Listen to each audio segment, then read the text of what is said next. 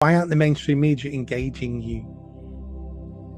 Oh, we absolutely don't fit their narrative, which is to bend over backwards and appease all kind of calls and cries of Islamophobia. So everything I've just said to you today, Nick, would be, Yeah, of course have it me is. have me classed as extremely Islamophobic and bigoted.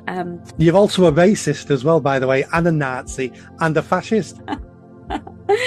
Oh my gosh, yeah, badges of honors, I guess today in these days anyway. But yeah, absolutely. And as I said, they wouldn't want to touch us with a 10-foot pole because for all of those reasons. And I think this is well, we're at such a sad point in this country where typically you would think free society would allow for diverse opinions like this. And I'm somebody who's come from within the faith myself and within those kind of cultures myself, and I'm speaking out. Yet they're happy to sideline those stories because it doesn't fit in with their narrative or the kind of woke mind virus agenda that they'd like to keep beating on about.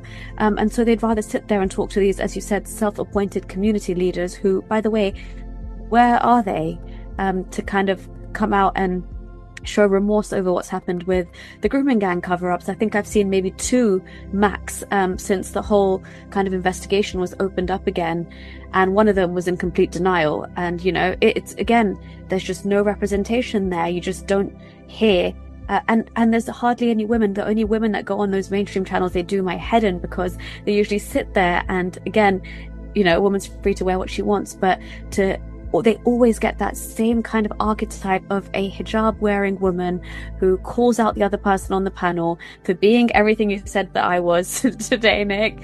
And it's beating that same drum, and it's kind of all this DI infused lingo that they use, and it's this victim complex, and we've got to safeguard and protect Islam at all costs. And this is rampant everywhere, from university campuses to company organizations, and the mainstream media is just an extension of that.